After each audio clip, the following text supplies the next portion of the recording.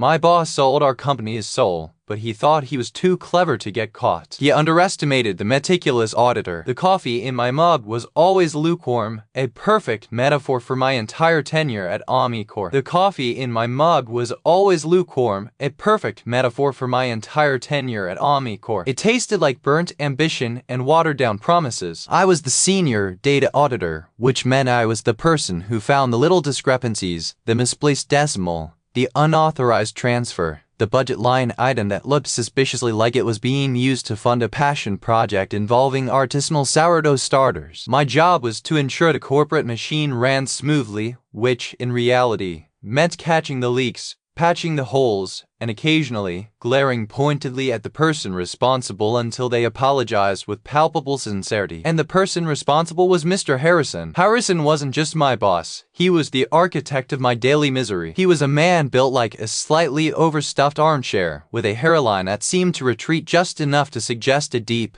philosophical weariness, even when he was just ordering lunch. He had that smooth, oiled voice that could convince you that a mandatory 2-hour meeting about synergistic paradigm shifts was actually going to unlock the secrets of the universe. At first, the injustice was small. It was the way he would casually toss aside my meticulous reports, saying, "Good work, Sarah, but this is fine. We can trim a few widgets." Widgets? As if my 6 weeks of deep dive analysis on Q3 expenditure was merely a collection of decorative little plastic toys. Then it was the promotion cycle, where he would subtly steer the spotlight away from my proven track record and shine it blindingly bright on Brenda from accounts payable, who had done half the work, but possessed a superior ability to look wistfully at the horizon during presentations. But the real rot, the thing that finally made the lukewarm coffee feel actively toxic, was the data sale. It started with the vague corporate buzz optimization he'd murmured during one of those tedious Friday afternoon stand-ups. Monetizing our assets, leveraging proprietary insights. I nodded, forcing a smile that felt like cracking plaster on my face. I knew what he meant. OmniCorp,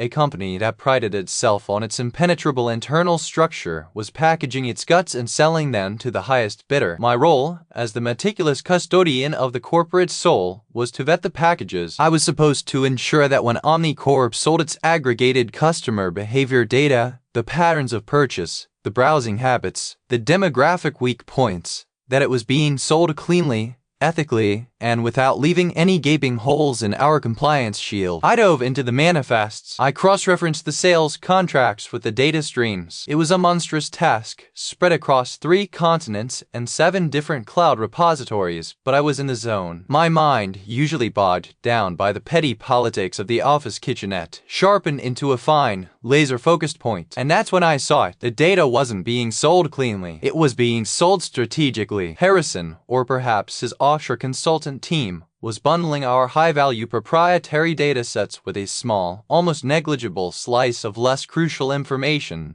the stuff that looked like filler, but was actually the golden ticket. They were using the data sale not just to make money, but to influence the buyer's perception of OmniCorp's overall value. They were inflating the perceived worth of the entire enterprise by attaching glitter to the slightly moldy core. My internal memo to him was polite, devastatingly professional, and utterly damning. I highlighted the bundling strategy, calculated the overvaluation percentage, and attached a projected de-risking adjustment memo. Harrison read it. He didn't even bother to hide it. He leaned back in his chair, steepled his fingers, and let out a slow, theatrical sigh. "Sarah," he said, his voice dropping to that conspiratorial, intimate register, "you are, as always, brutally precise, but you lack vision. We aren't selling data. We are selling a narrative, and the narrative requires some flair." He tapped the memo with a manicured finger. "The slight inflation? That's the polish. That's the story we tell the investors. It makes them feel smart for buying us." I felt a cold surge of rage flood my chest, chasing away the lukewarm comfort of the coffee. It wasn't just the money. It was the intellectual dishonesty. He wasn't just fudging numbers. He was actively manipulating perception, hiding the ugly truth behind a veneer of polished corporate jargon. "But Mr. Harrison," I managed, my voice surprisingly steady, "that narrative is built on a foundation of slight, deliberate deceit. It's technically an overstatement." He smiled, a thin, triumphant curve of his lips. "Technically, darling Sarah, in business, technically is just the polite word for not profitable enough. Now, can you run a final check on the APAC transfer logs? They look a little fuzzy. The escalation was immediate. My audit wasn't done. It was just being subjected to a final, patronizing quality check by the master of the narrative. He had dismissed my findings, not with a rebuttal, but with a wave of the hand and a request for more work, effectively telling me that my meticulous work was merely the necessary grunt labor supporting his grand scheme. The next 3 weeks were a blur of data streams and caffeine jitters. I became obsessed. The data sale was massive, and the resulting influx of capital was going straight into a new executive bonus structure, with Harrison at the pinnacle, of course. He was basking in the glow of his successful narrative manipulation, oblivious to the fact that the meticulous auditor was sitting 3 feet away, nursing a cup of coffee that had gone entirely cold, and quietly plotting. I started digging beyond the sales manifests. If the data was being leveraged for narrative, what else was Harrison leveraging? I started by mapping the recipients of the large data blocks. Tech giants, investment firms, hedge funds, big players. Then I started mapping the money flow from those recipients. The initial payments were clean, large wires into OmniCorp's general corporate account. But as the money moved through the corporate coffers, it began to bifurcate. A significant portion went to operational costs, marketing spent, and inevitably, the executive bonus pool. The other portion, the portion that made my jaw ache with indignation, was routed through a series of shell entities and then, finally, into Harrison's personal accounts. The accounts weren't just standard savings or brokerage accounts. They were complex. There was a high-yield corporate bond fund in the Cayman Islands, a private equity stake in a boutique software firm that OmniCorp had previously undervalued, a series of very large, very irregular transfers into an account labeled simply H. Harrison Personal. The injustice curdled into something sharp and metallic in my throat. This wasn't just about the data sale inflating the company value. It was about Harrison personally reaping the lion's share of the bounty. He wasn't just selling the story. He was writing himself into the most lucrative paragraph of it. The turning point arrived on a Tuesday, during the monthly financial review meeting. Harrison was mid-sentence, detailing how the successful data monetization had positioned OmniCorp for unparalleled future growth, his voice booming with manufactured confidence. And with the resultant capital infusion, he beamed, gesturing grandly toward the projected balance sheet. We are seeing a net gain that, quite frankly, surpasses even our most optimistic internal forecasts. A testament to strategic vision. He paused, letting the applause swell around him, and then, with a slight, knowing glint in his eye, he said, and of course, to reward the dedication of the team, particularly those who ensured the integrity of the data package, a significant bonus pool is being allocated, a fitting reward for the engine of our success. The silence that followed the applause was thick, waiting for the specifics of the reward. My own allocation, he continued, his voice dropping back into that velvet register, will naturally be the largest, given the scope of the vision. My fingers, resting on the edge of the mahogany conference table, curled into white-knuckled fists. The word vision echoed in the room, a hollow, arrogant pronouncement. He was bragging about his narrative, his polished lie, right in front of the entire senior team, including the board members who were already nodding along, hypnotized by his charm. This was the moment to present my final, devastating report. The moment to force him to look at the actual, unvarnished ledger instead of the glittering projection. I took a deep breath, tasting the stale, expensive air of the boardroom, and leaned forward. Mr. Harrison, I interrupted, my voice cutting through the applause like a honed blade. With all due respect to your strategic vision, I believe the term net gain might require a slight, though necessary, recalibration. He stopped mid-smirk, his easy confidence faltering for the first time. He glanced at me, a flicker of annoyance crossing his features, the look a maestro gives a violinist who plays a note slightly flat. Recalibration? Sarah? Elaborate. The board members quieted, sensing the shift in tectonic plates. They waited. The overvaluation, I began, keeping my tone utterly level, devoid of heat, which somehow made it infinitely more powerful, is precisely 14.3%, based on a methodology of comparative industry acquisition multiples. However, that figure does not account for the personal dividend extraction. He frowned,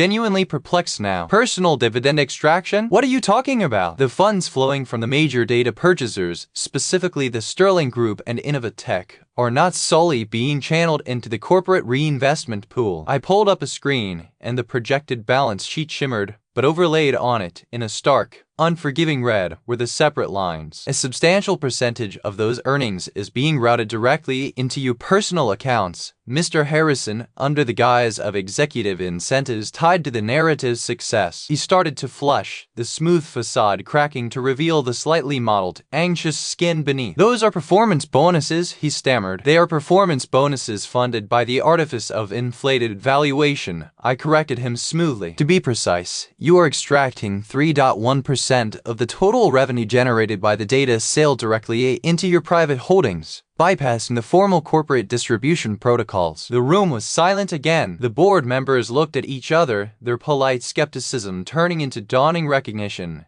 and then grudging admiration. Harrison finally found his footing. He straightened his tie, his composure snapping back into place like a well-oiled spring. He tried to regain the high ground. "Sarah," he said, his voice regaining its velvety texture, though it held a tremor this time. "That is a very clever, albeit aggressive, interpretation. These are discretionary allowances. They represent risk mitigation for the executive suite. We are rewarded for seeing the future. Are we not? You are rewarded for telling a convincing lie about the present," I countered. He leaned forward, his eyes narrowing, the familiar predatory glint returning. He was ready for the counterattack, the deflection, the demand for a meeting to discuss the implications. "And what," he challenged, a slow, dangerous smile spreading across his face, "is your ultimate conclusion, Sarah? Are you going to recommend a simple accounting adjustment? A small reduction in the dividend payout?" He was baiting me. He was waiting for me to ask for the meager victory. I met his gaze, and in that moment, all the simmering resentment, the lukewarm coffee,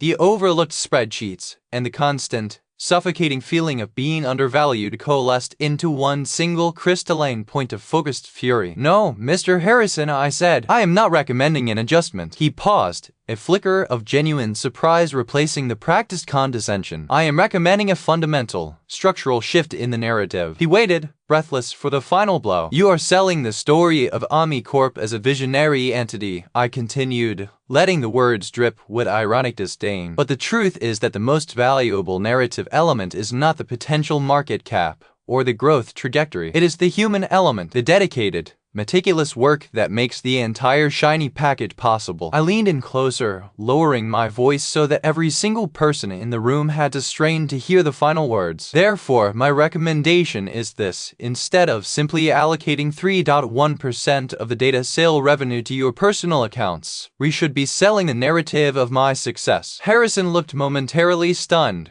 caught off guard by the subversion. "You want me to be the brand? You want to sell the story of the visionary leader?" I countered. "Fine, then you must feature the visionary engine. We don't just give you a bonus, Mr. Harrison. We give you a partnership. We feature my audit findings, my meticulous identification of the true value, and the fact that I was the one who uncovered the personal extraction scheme." I paused, letting the sheer audacity of the proposal hang in the air. "You don't just announce a bonus, you announce a promotion, a substantial one. And you don't just thank me in a memo. You make it the headline. You frame me as the indispensable mind who saved the company from its own glossy self-deception." His mouth opened, closed, and then a slow, delighted, utterly predatory smile spread across his face. He wasn't angry, he was thrilled. The game had changed, and I had managed to hijack the narrative device itself. "And what do you want for that feature, Sarah?" he finally asked, his voice husky with anticipation. "The exact percentage you were personally extracting," I stated,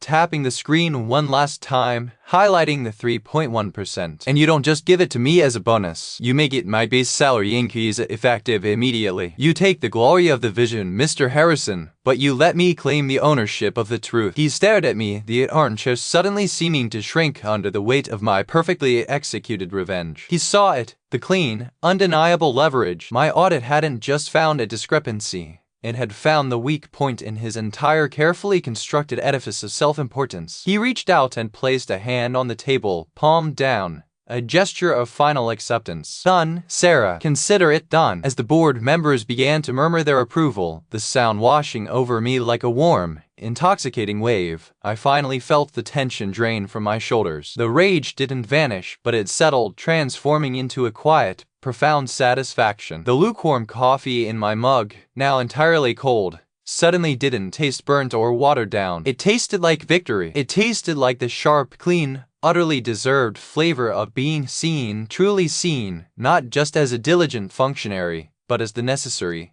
brilliant force that held the entire, glossy lie together. The data was sold, the narrative was inflated, but the truth, finally, had been audited, and it had paid dividends.